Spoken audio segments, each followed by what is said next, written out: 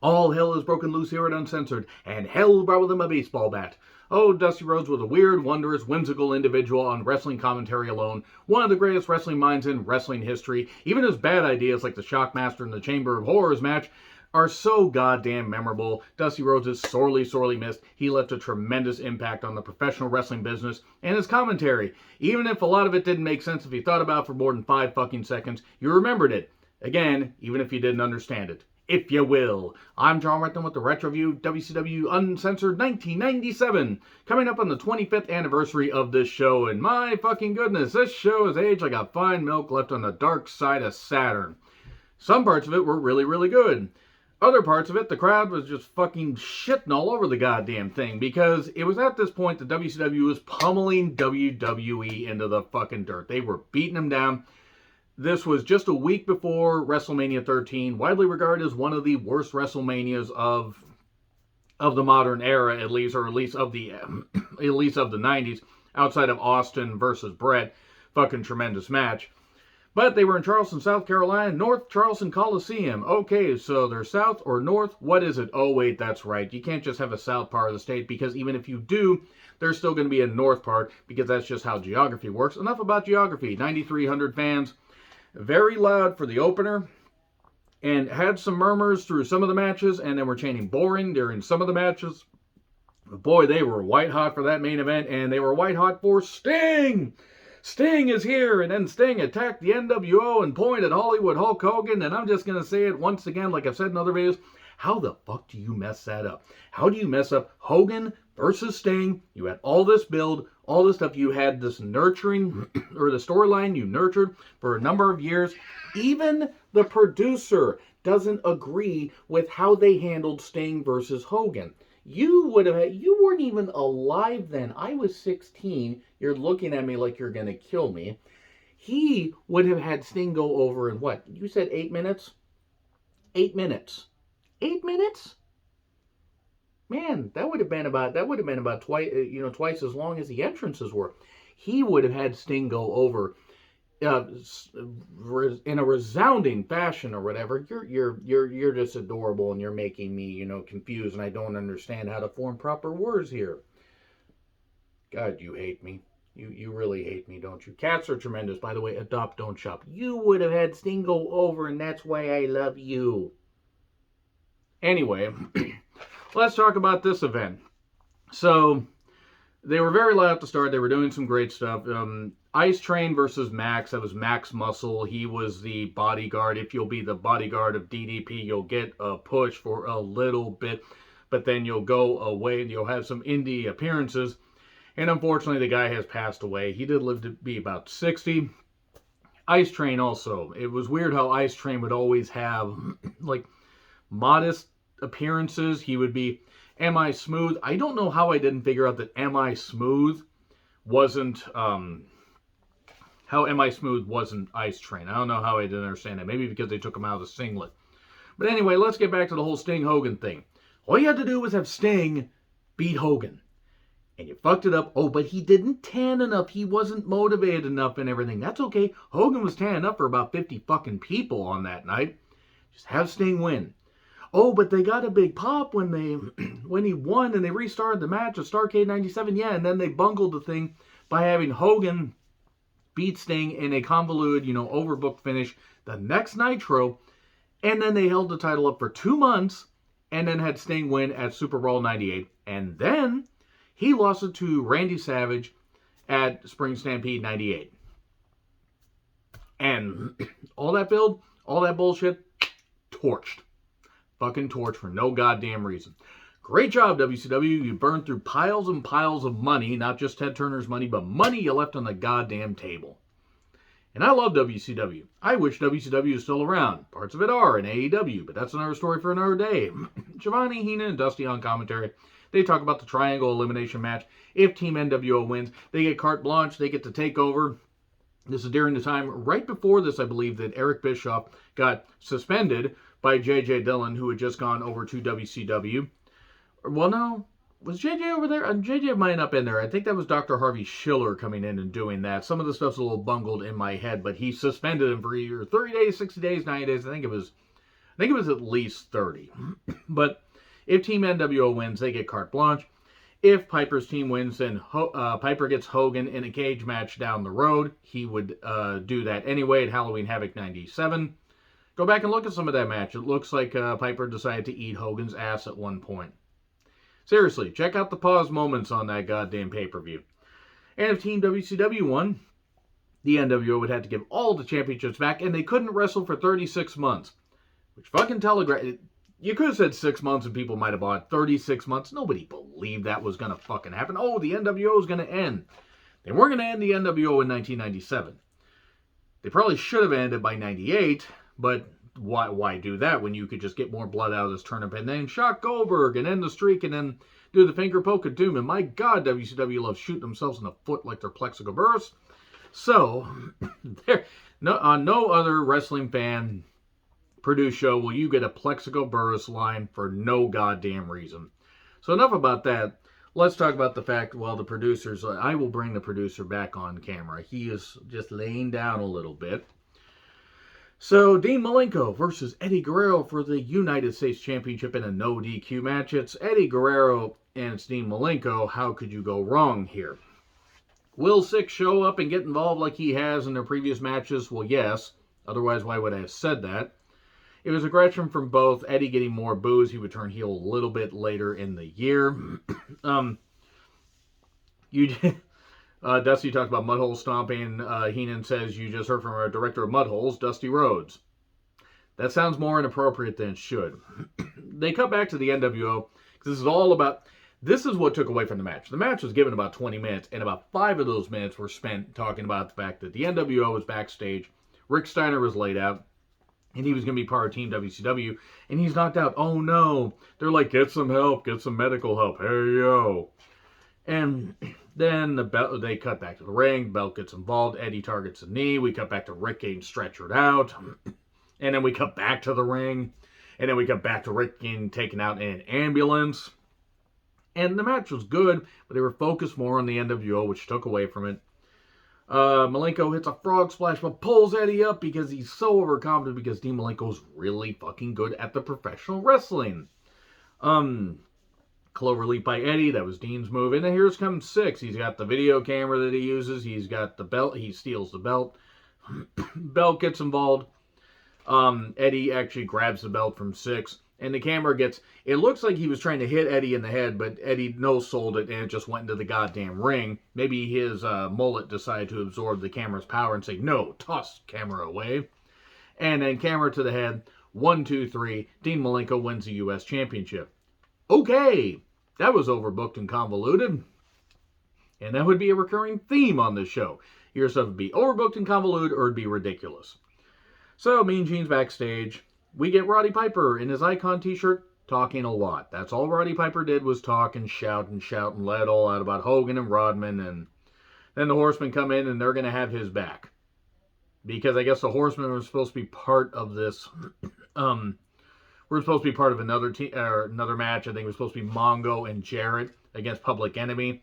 God, what a train wreck that would have been. But no, they're going to be part of Team Piper. Because Piper brought in some people. I forget what it was. It was a weird build. And then they said, no, we're gonna join you and not these guys. It was a very bizarre time in WCW. So, Shivani talks about Deborah. Mean Gene says, sorry, I couldn't get a word with you, Deborah. And Shivani on Deborah. Well, Mean Gene, we don't really need to hear from her. Just look at her. Okay. So, Psychosis entrance, Sonny Ono takes a pic with his digital camera, because this is way before smartphones, with Ultimo Dragon, and Mike Tenay joins commentary.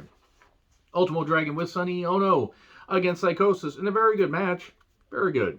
Wild to think that just 3 years ago yesterday, I was able to see Ultimo Dragon at an indie show in Seattle and got to meet him. Very, very gracious guy. Very nice guy. Short. Didn't realize how short Ultimo Dragon was. But he wrestled Matt Cross, a.k.a. Mad Dog 20, Mad Dog something or other at, in Lucha Underground. I forget exactly what it was, but Matt Cross. Tremendous talent, really nice guy too. Anyway, back to this. Psychosis does a nice dive. And they talk about, they land on the particle board or this carpeting that's over the particle board, that's over some ice or whatever. And Bobby Heenan says, and underneath all that is dirt. Heenan could just make anything work. We get an outside moonsault. We get a tornado DDT off the top to look really ugly, and a tiger suplex. 1, 2, 3, and there you go. And we get a tremendous. Sorry, producer demands more pets here. He demands more pets. In fact, you're coming back up on camera. You're coming back up on camera. You like the fact that Ultimo Dragon got the victory, didn't you? You don't know who Ultimo Dragon is. I mean, you were around when I got that picture. Well, you weren't at the show. That would have been funny. But then we have DDP coming out to talk to Mean Gene. You tried the DDP yoga, didn't you? Oh, no, it's DDPY. That's right. You told me about that. Why are you looking up at the spotlight? So anyway, are you losing your religion like REM once said? But here's DDP to say, well, Savage won't call me out. Savage won't acknowledge him. What is he going to do, sir? And then Savage and Liz show up on the stage. Sweet Christ, Liz, she looked really good. You had to bonk me because I kept looking at Liz. What are you looking at? Just looking at the wall for no reason. He's looking at Pink Floyd's The Wall. So anyway, Savage and Liz are on the stage, and Savage has a nude celebrities thing of a Playboy, and Kimberly was in it, and DDP's pissed. And then Savage was DDP was looking at Savage just like Sir is looking at whatever the fuck he's looking at over there. And then Kimberly comes out all painted up, her dress is all messed up. And then Savage Pearl Harbor jobs DDP as he once, or as Mean Gene said, channeling the great Gorilla Monsoon, and then spray paints him all over his back. While Kimberly has been blacked. You hate me, don't you? Okay, fine. Lay down. Lay down, it's okay. Anyway, that's his chiming in on that whole thing. I might bring him in for one more segment. So, that was just to build DDP versus Randy Savage at the next pay-per-view. Actually, the first of their 3 matches. Now he's gone over further, so I don't drag him back on camera. So, Mortis, the late Chris Kanyon, with James Vanderberg, a.k.a. Father James Mitchell, versus Glacier. Martial arts match. Who asked for this? Who asked for this thing? Oh, right, Ted Turner got the rights to the Mortal Kombat movies, so he's like, hey, let's make this. Nothing against Mortis, nothing against Glacier. This is bad. This is really bad. Glacier wins with a cryonic kick, and it wasn't very good. And then Wrath, the former Atom Bomb, a.k.a. Brian Clark, the future Chronic member and future dispensary of Chronic, I believe, shows up and they lay out Glacier, and this was bad. This was really, really bad. Now, it's not that these guys couldn't work, it's just they would go on to do, well, Mortis would go on to do better things. Glacier would kind of just be stuck in this same spot. So, we see footage of the Outsiders running the Steiners off the road in black and white, like it's a Fellini film. And then Buff Bagwell and Scotty Riggs took on each other in a strap match, and the American males, American males, American males, American males, American males, American males, American males, American males. The American males, American males, American males, American males, American males. He's going to scratch my eyes out, folks. American males, American males. Hi. You are not happy with me right now. American males, okay. I'm done bothering you. I'm sorry. The viewers demand that you come on camera, sir. Why not have fun with this review? Because this pay-per-view was like kind of a load of shit in between the first and the last match. So anyway, yes, the American males. Okay, I'm done. But now that theme's forever in your head, so good luck on hearing it. This wasn't good at all. And nothing against Scotty Riggs. Scotty Riggs is fine. I mean, and he was a pretty good worker, and Buff wasn't bad in tag teams. When you put Buff in singles matches, it exposed the fact that he really wasn't very good. At one point, Scotty Riggs gets hung up, hits the apron, and gets the strap around his neck. I hope he's all right, because that looked pretty goddamn brutal, even though Scotty Riggs is a good pro. Bagwell then touches all 4 corners with Scotty Riggs just laid out in the goddamn ring and gets the victory. Naturally, they were going to give this match to Bagwell, but just wasn't very good. So the NWO's backstage, the Outsiders, Hogan and Savage, by the way, Savage, by the way, was always better than Hollywood Hulk Hogan, or better than Hulk Hogan in general. And yeah, they talk about the various things that they did and are going to do in this match. Sometimes WCW had pacing issues with their pay-per-views. So let's pick that up and talk about Harlem Heat with Sherry taking on Public Enemy in a Texas Tornado match. Ironic, because we were about 4 years removed from Texas Tornado not touching down on Earth anymore. That was mean. Let's talk about the fact that this match wasn't good. It was wild. There was a lot of brawling. There was a toilet seat cover. The commentary's just laughing at the whole thing. Sherry got involved. Sherry choking somebody. I wish it was me. Moving on. It's a pizza war. The pizza tray got brought out. And we get table chants in 1997. And table chants in 2022 because time is a flat fucking circle. So Jeff and Mongo show up because they were supposed to face off against Public Enemy. And the Halliburton. Public Enemy got hit. Wasn't the last beating Public Enemy would take in a fucking match. And Harlem Hangover, 1, 2, 3. Let's move on from this goddamn match because it wasn't very good. Mean Gene backstage on the main event. And Team WCW wants revenge. It's just the Giant, Luger, and Scott Steiner. Scott Steiner far removed from doing his Steiner Mask stuff because that was years after this, about 11, I believe. I think he did a Sacrifice 08. This was typical promo. And Luger trying to talk. Proof that WCW sometimes going under wasn't... Or proof that WCW going under maybe wasn't the worst thing in the world because at least Luger didn't get to cut promos anymore. Oh boy, and then we get the Prince Iakea defending the television championship against Rey Mysterio in a 15-minute time limit match, and oh dear, the crowd hated this.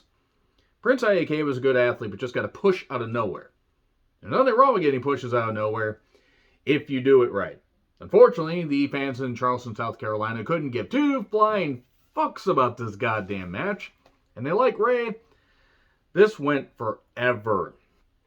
15-minute time limit instead of 10-minute time limit. And nobody cared about Prince Iakea. And that's nothing against the guy. He's a good athlete. But nobody cared. Not this crowd. Boring chants. Lots of boring chants. The crowd was booing the shit out of this. They wanted it to end. Ray said, I deserve more time. Iakea agreed. The crowd was booing at this point. And he ends up winning with a sunset flip. And the crowd was just happy that the match was over. Poor Prince Iakea and Rey Mysterio. They deserve better than that. Had this been on Nitro, a 10-minute Nitro match, that would have been fine. I think the crowd would have been more into it. Not on pay-per-view, not at this point. They were pretty goddamn pissed off. Then we get a Spring Stampede ad. It's a new WCW event. Apparently the 1994 edition never fucking happened. I retro-reviewed the 1994 edition. Check that out if you haven't. It's been a few years, but I still stand by a lot of the words that I said. Michael Buffer's entrance announcements took 4 fucking years. And it's Team NWO, Team Piper, and Team WCW. The participants, because Rick Steiner was taken out of Team WCW, so it's an 11-man elimination tag match. Team NWO, Hogan, Hall, Nash, and Savage, with Dennis Rodman, by the way, because Dennis Rodman would make an in-ring appearance at Bash at the Beach 1997. To a huge pop and not taking off his sunglasses after hitting an arm drag, because Rodman was just that weird. And against Team Piper, Roddy Piper, obviously, if Roddy Piper was not on there, because I'm just going to rush through that name, evidently. If he wasn't on Team Piper, would have been a bit odd. Chris Benoit, Steve Mongo McMichael, and Jeff Jarrett. Man, Mongo involved in this stuff. At least people could lead him, because Mongo was a very good athlete, but he was not good in singles matches. Like Bash at the Beach 97 when he faced off against Reggie White in a 15-minute match. It's worse than you could imagine. My God, it was an actual that was an actual pay-per-view match that happened, by the way. I think it was Bash at the Beach 97. Bash at the Beach for Slamboree.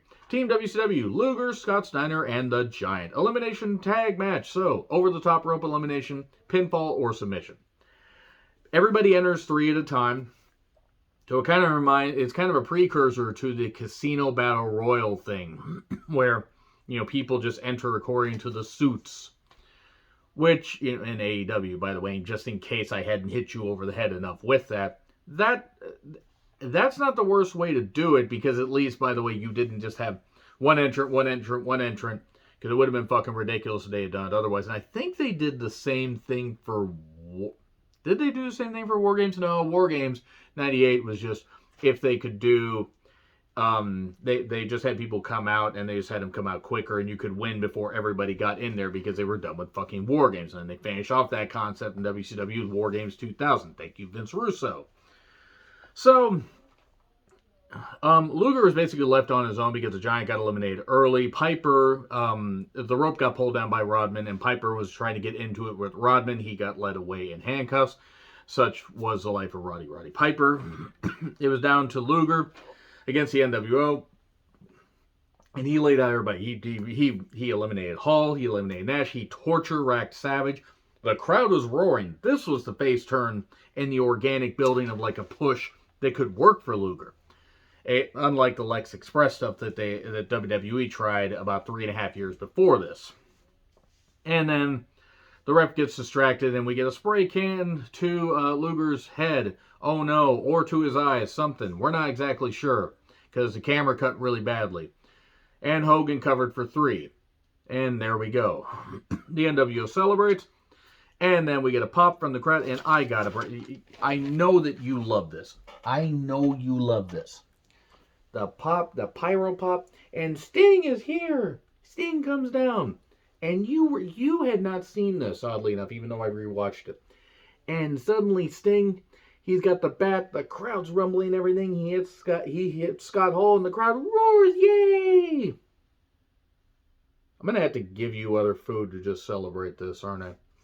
For bringing you on here. But yay, he hits him, he hits Savage, he hits Hall, he hits Nash, he hit everybody. He hit the cotton candy, the popcorn vendors, and everything. And the crowd was roaring because finally he did something. Finally he did something.